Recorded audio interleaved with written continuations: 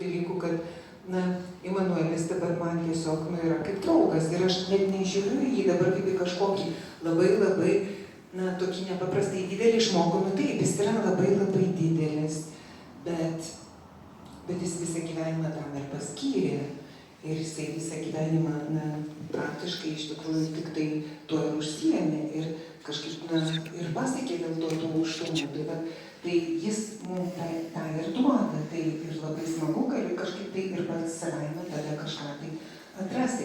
O aš galbūt būtent per jį, per tuos jo tekstus kažkur, iš tikrųjų labai man patiko ta civilizacija, tai jau tikrai čia visiems, kad tai yra būtent, man atradau tą dalyką, kad būtent visai taip Kanto ir atradau, kad žmogui nebūdinga taika.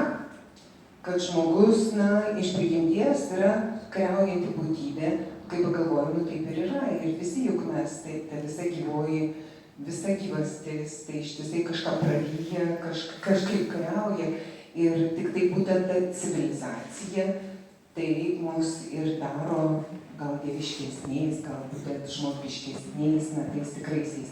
Tai mes galim susitarti, kažką tai daryti, kad to karo nebūtų, kažkaip demokratiškai spręsti tuos reikalus, bet mums dar labai toli. Kažkur irgi galvau, kad atradus tą vietą, kad mes dar tos demokratijos nepasiekėme ir vargu bau, kada mes ten ją pasieksime.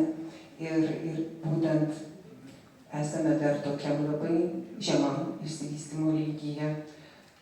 Tai ir tas labai iš tikrųjų smagu, kad mes galbūt vystome šiek tiek, nors kartais kai pasižiūrė, kai su tuo karu, tai atrodė, kad jau tikrai jo niekada būti negali, bet yra. Ir dabar tai atrodo visai kažkaip, kuo toliau, tuo atrodo natūraliau. Ir tikrai yra ką veikti, kad galbūt spręstume tuos klausimus. O ką dar turim atsakyti? Tai kad tos žinutės, nežinau, ieškokit. Aš tai siūlyčiau iš tikrųjų, kad geriausia iš tikrųjų bent kažkiek, aišku, labai sunku skaityti tą Kantą, bet kažkiek truputį jį paskaityti ir tada pačiam mąstyti. Tiesiog teisingai, kažkaip, visada taip. Man filosofai ištisai, aš jau niekaip negaliu perskaityti, kad taip atėmiau, atsisėdau ir perskaičiau, kaip ir šliotė. Po truputį kažką čiupinėji ir atrandi kažką tokio nepaprasto. Tai ta žinutė. O mano žinutė, net nežinau. Skaityti Kantą. Taip.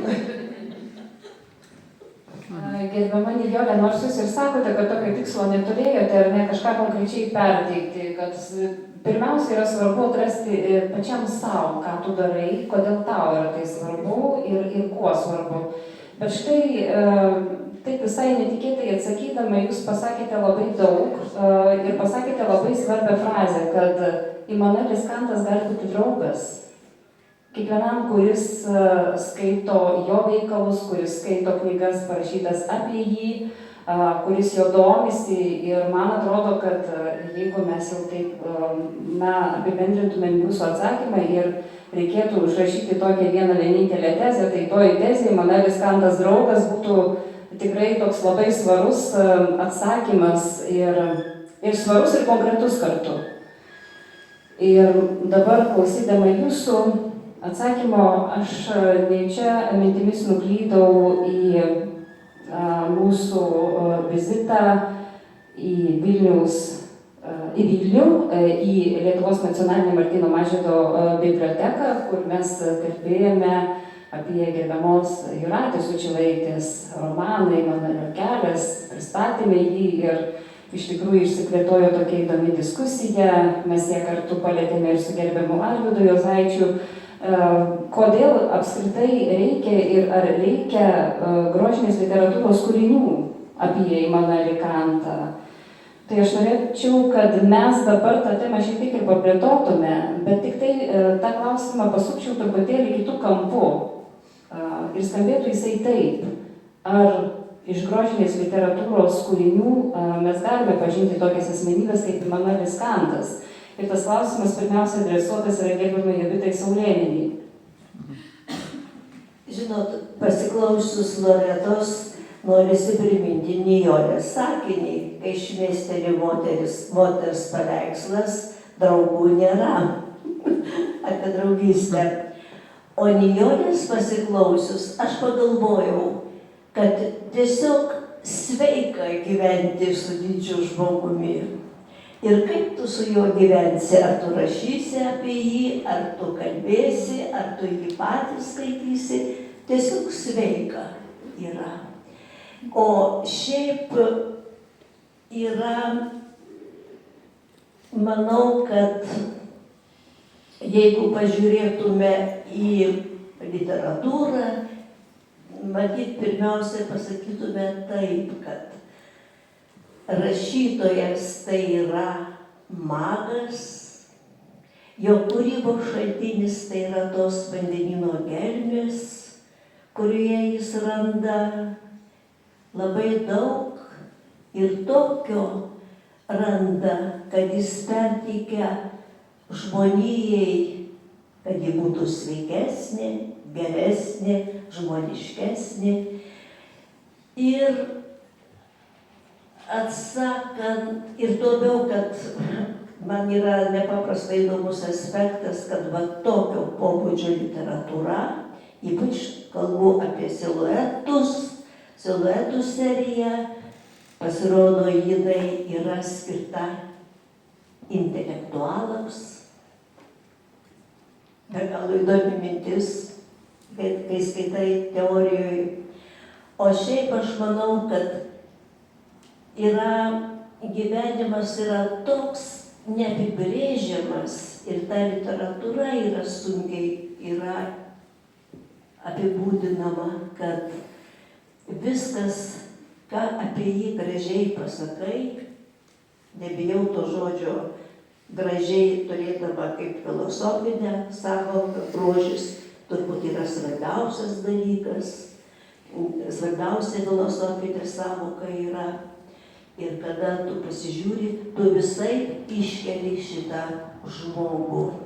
Ir aš kalbėdama apie Kantą Klaipėdoje, bet konkrečioj knygoj, aš visiškai nenorėjau pasakyti apie autorę, kad čia to Klaipėdoje nėra Kanto, o norėjau pasakyti, kad atvirkščiai, kad redaktoriaus darbo, o Kantas jis yra taip kaip tos atomo molekulės visame pasaulyje paplitusios ir jis mus veikia. Ir veikia, ir žinoma, populiarina jo asmenybę, jo kūrybą, ir tai yra labai svarbu. Ir todėl aš labai džiaugiuosi, kad klaipėdiečių tarpe ir Arvydas Juozaitis sukūręs pjesę apie Kantą, ir Jūratė Sučylaitė apie Kantą, ir Nijolė Kliukaitė Kepenienė apie Kantą, kad būtent tas objektas tiesiog iškyla virš mūsų visų ir jis skatina, yra tam tikras pavyzdys. O ar mes sulaukę žilo plauko, ar tie maži vaikai, kaip čia Nijolė sako, nėra ribos, visada turim turėti pavyzdį. Tai tik į gerą veda. Ačiū.